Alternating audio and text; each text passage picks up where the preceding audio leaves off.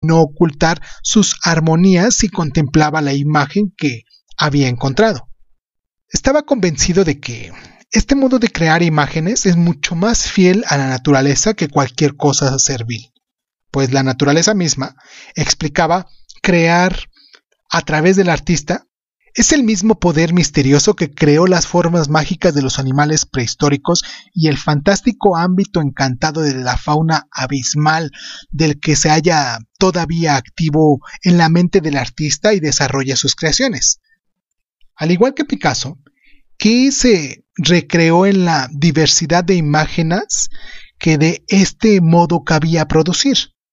En realidad, es difícil apreciar el valor de sus fantasías en un solo cuadro, pero la ilustración 378 nos da al menos una idea de su refinamiento e ingenio. La tituló El cuento de un enanito. En ella se observa la mágica transformación de un gnomo, pues la cabeza del hombrecito puede verse también como parte inferior de la cabeza más grande situada más arriba. No es probable que Key hubiese premeditado este efecto antes de empezar a pintar el cuadro, pero la libertad con que jugaba con las formas, así como en un sueño, lo llevó a una visión que entonces pudo completar. Podemos estar seguros, por supuesto, de que incluso los artistas del pasado se fiaron en ocasiones de la inspiración y la suerte del momento, pero aunque aceptaron tan afortunados accidentes, siempre procuraron dominarlos. Muchos artistas modernos que comparten la confianza de Key en la libertad creadora consideran un error incluso la idea de proponer una finalidad deliberada. Creen que la obra debe crecer de acuerdo con sus propias leyes. Este sistema nos recuerda una vez más nuestros garabatos infantiles en el papel secante. Cuando quedábamos sorprendidos ante el resultado de aquellos juegos al albur de la pluma, solo que para el artista puede llegar a tratarse de un planteamiento serio.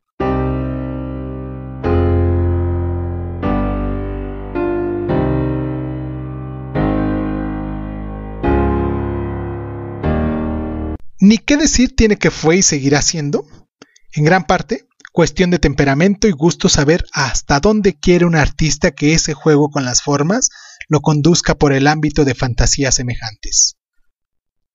Los cuadros del estadounidense Lionel Feininger, que también trabajó en el Bauhaus, brindan buen ejemplo de cómo un artista escoge sus temas con miras ante todo a poner de manifiesto ciertos problemas de forma. Al igual que aquí, Feininger estuvo en París en 1912 y se encontró con lo que el mundo del arte andaba, agitado por el cubismo. Advirtió que el movimiento aportaba nuevas soluciones al inverterado rompecabezas de la pintura. ¿Cómo representar sobre una superficie plana sin destruir, no obstante, la composición precisa? Habría de crear un ingenioso recurso personal y elaborar sus cuadros con triángulos superpuestos que parecen transparentes, sugiriendo así una sucesión de capas a la manera de los telones transparentes que vemos a veces en los escenarios. Todas esas formas parecen ensamblarse unas dentro de las otras para comunicar la idea de profundidad y permitir que el artista simplifique los contornos de sus objetos sin que el cuadro parezca plano. A Feininger le gusta escoger temas como las calles adoquinadas de una ciudad medieval o grupos de veleros que se presten a poner en juego sus triángulos y diagonales. El cuadro de una regata de veleros, veamos nuestra ilustración 379, muestra que el procedimiento no solo se le permite transmitir su sentido del espacio, sino también el del movimiento. El mismo interés, por lo que he llamado problemas formales, pudo conducir a un escultor como el rumano Constantin Brancusi a abandonar el aprendizaje adquirido en la escuela del arte y como ayudante de Rodin, para perseguir un extremo de simplificación. Trabajó durante años en su idea de un grupo que representa un beso en forma de cubo. Veamos la ilustración 380. aunque su solución era tan radical que de nuevo podemos recordarnos una criatura, el problema que pretendía abordar no era del todo nuevo.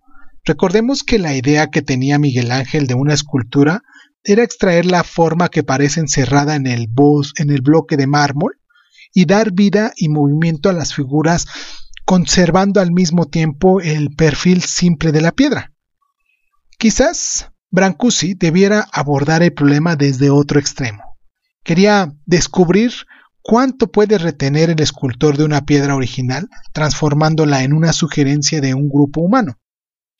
Era casi inevitable que esta creciente preocupación por los problemas formales alentaran un interés por los experimentos de pintura abstracta y que ya Kandinsky había iniciado en Alemania.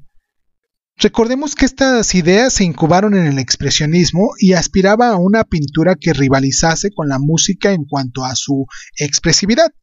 El interés del cubismo por la estructura suscitó que los pintores de París, de Rusia y muy pronto también de Holanda, la cuestión de que si la pintura podía convertirse en una especie de construcción semejante a la arquitectura. El holandés Pierre Mondrian decidió construir sus obras basándose en los más simples elementos, líneas rectas y colores puros. Veamos la ilustración 381. Aspiraba a un arte claro y disciplinado, que de algún modo reflejara las leyes observativas de la naturaleza. También Mondrian, como Key y Kandinsky, tenían algo de místico y deseaban que su arte revelara las inmutables realidades que se ocultan tras las formas perecederas de las apariencias objetivas.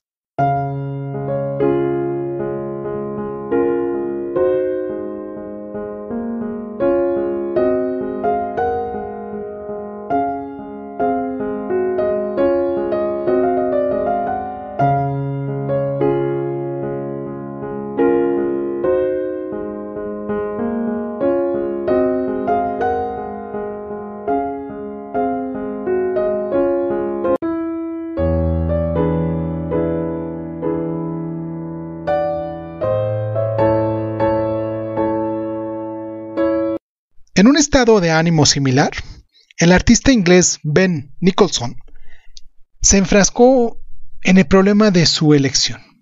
Mientras que Mondrian exploraba las relaciones de los colores elementales, Nicholson se concentró en las formas simples como el círculo y el rectángulo que solían esculpir tablas blancas, dando cada una profundidad ligeramente distinta. Veamos la ilustración 382. También él expresó su convicción de que lo que estaba buscando era la realidad y que para él el arte y la experiencia religiosa eran la misma cosa. Opinemos lo que opinemos de esta filosofía. Es fácil adivinar el estado de ánimo que un artista puede quedar embargado por el misterioso problema de relacionar formas y contornos hasta darle una apariencia acertada. Es muy posible que un cuadro que no contenga más de 2 rectángulos puede causarle a su autor más inquietudes que las que le produjo a un artista del pasado pintar una Madonna. Este último sabía que, se suponía, contaba con una tradición por la que orientarse y la cantidad de decisiones con las que tenía que enfrentarse era limitada. El pintor abstracto, con sus 2 rectángulos, se halla en una posición menos envidiable. Puede trasladarlos por una tela, intentar un número infinito de posibilidades y no saber nunca cuándo y dónde detenerse. Aún, no compartiendo su interés, no debemos tomar a broma la tarea que se le ha impuesto.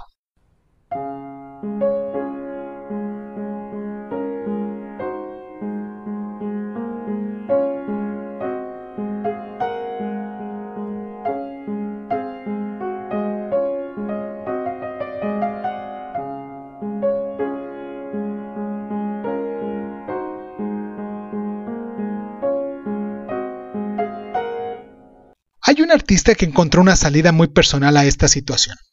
Se trata del escultor estadounidense Alexander Calder. Calder se había formado como ingeniero y había quedado altamente impresionado por el arte de Mondrian, cuyo estudio en París visitó en 1930, y al igual que él, deseaba ardientemente un arte que reflejara las leyes matemáticas del universo, pero para él un arte semejante no podía ser rígido ni estático. El universo está en movimiento constante, aunque al mismo tiempo unas fuerzas misteriosas equilibradas lo mantienen cohesionado. Y fue esta idea del equilibrio la que inspiró a Calder la construcción de sus móviles. Vayamos a ver la ilustración 383. Suspendía objetos de distintas formas y colores y los hacía girar y oscilar en el espacio. Aquí, el término equilibrio ya no es una forma de expresión. Requería mucha deliberación y experiencia la creación de un equilibrio tan delicado. Claro está que, una vez inventado, el truco también podía servir para crear juguetes de moda.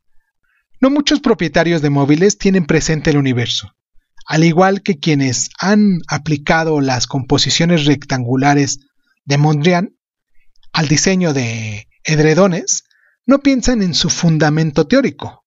En cambio, la preocupación por acertijos del equilibrio y método, por sutiles y absorbentes que fueran, dejaban a estos artistas con un sentimiento de vacío que trataban casi desesperadamente de superar.